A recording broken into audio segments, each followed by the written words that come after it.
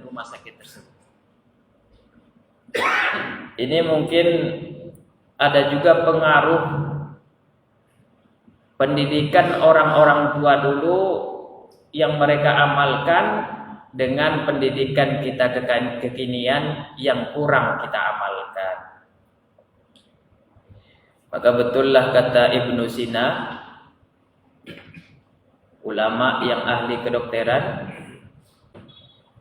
itmi'nan nisfud dawa. Tenang adalah obat, separuh obat. Kalau kita tenang, misalnya kena penyakit, itu penyakit bisa sembuh sebentar lagi, karena separuh dawa atau separuh obatnya sudah kita miliki. Tapi kalau kita panik, gelisah, kena penyakit kanker gelisah, kena penyakit stroke gelisah, itu bisa jadi sembuhnya lama ataupun enggak sembuh sampai kita meninggal. Oleh karena itu, inner atau di dalam itu mempengaruhi yang di luar juga. Batin mempengaruhi yang zahir juga. Pikiran mempengaruhi kepada fisik kita ini juga.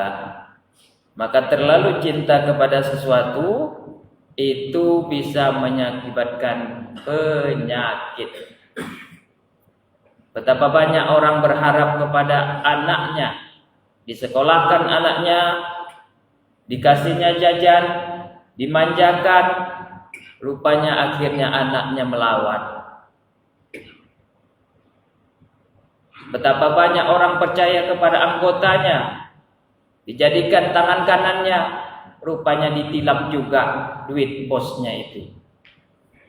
Terlalu percaya kepada seseorang, terlalu berharap, bergantung kepada seseorang, ini juga cinta dunia.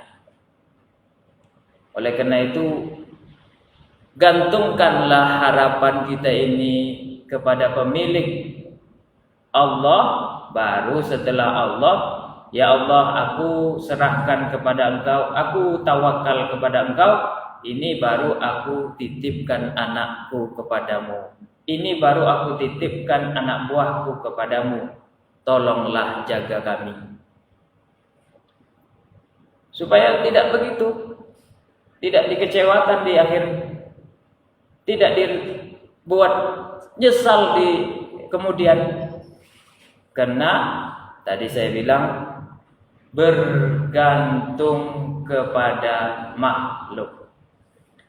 Yang kedua, penyakit wahan itu adalah karahiyatil maut. Masih banyak di antara kita, dan itu memang lumrah manusia, takut meninggal. Padahal mati itu pasti. Seperti buah yang jatuh.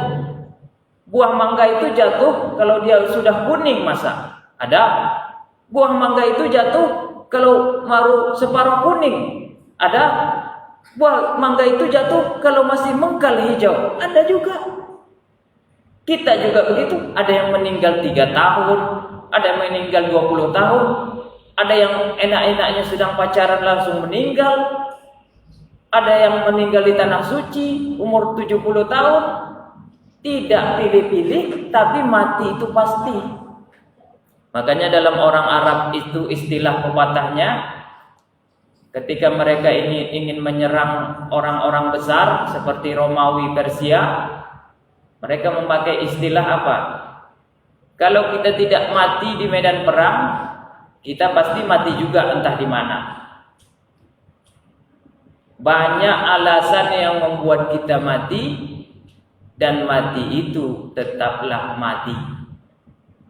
Mau mati di rumah, mau mati di rumah sakit, mau mati dimanapun, kalau kita tidak pergi berjihad membela agama Allah, mati juga kita di sini. Mendingan kita mati dalam keadaan jihad di jalan Allah.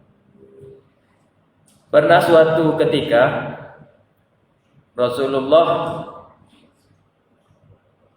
ini memang contohan kita ya, orang yang paling berani. Ketika itu masa-masa perang juga. Lalu Rasulullah dibuntuti seseorang. Ada seorang yang ingin membunuhnya.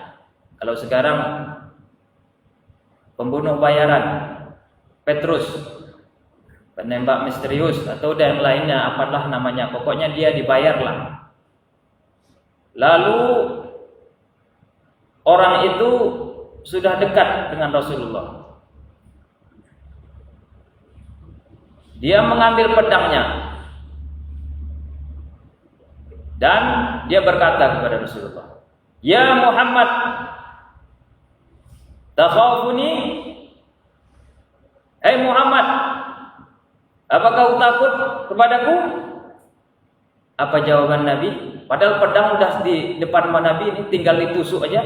Apa jawaban Nabi? Qala la. Rasulullah bilang tidak takut. Jengkellah orang ini. Lalu dia berkata lagi, "Faman yamna'uka minni?" Siapa yang dapat menolongmu dari pedang ini? Lalu Rasul bilang, Allah. Allah, kata Rasul. Mendengar jawaban Rasulullah tegas, orang itu tambah beringas dan gemas. Ia mempunyai perkiraan jawaban Nabi Muhammad tercurah pada dirinya. Artinya bahwa yang dapat mencegahmu itu adalah kamu. Kalau kamu enggak jadi bunuh aku, pasti selamat. Kirain orang itu, rupanya tidak. Jawaban Nabi, Allah. Lalu dia berkata lagi, "Man yamna'uka minni?" Siapa orang yang dapat menolongmu dari pedangku ini? Rasul menjawab lagi, Allah. Sampai 3 kali Rasul mengucapkan Allah. Lalu jatuh pedang itu dan diambil sama Rasulullah pedang itu. Kemudian Rasul malah berbalik tanya, "Man yamna'uka minni?" Sekarang siapa yang bisa menolong kamu? Ini pedang udah di tangan aku nih, kata Rasul. Jawab orang itu dengan penuh minta dikasihani, "Kun khaira akhidin." Jadilah orang yang sebaik-baik mengambil keputusan. Dengan kata lain, orang itu berkata seolah-olah, "Aku serahkanlah kepadamu. Bagaimana keputusanmu? Hanya aku minta, ambillah keputusan sebaik-baiknya untukku." Lalu Rasul bersabda, "Tashhadu an la ilaha illallah wa anni Rasulullah."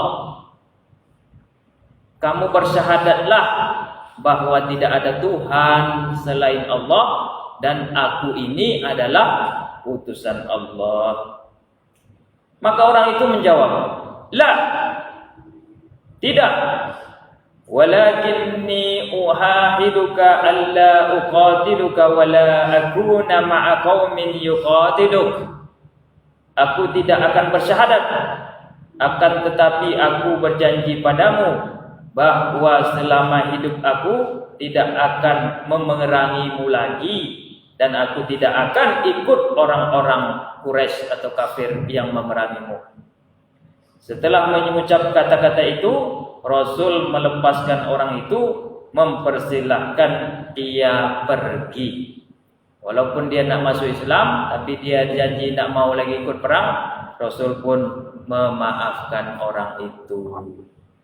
Inilah kejadian bahwasanya sudah di depan mata pun kematian pedang itu, pedang yang akan menusuk kita itu, Rasulullah orang yang tidak gentar atau takut terhadap mati itu.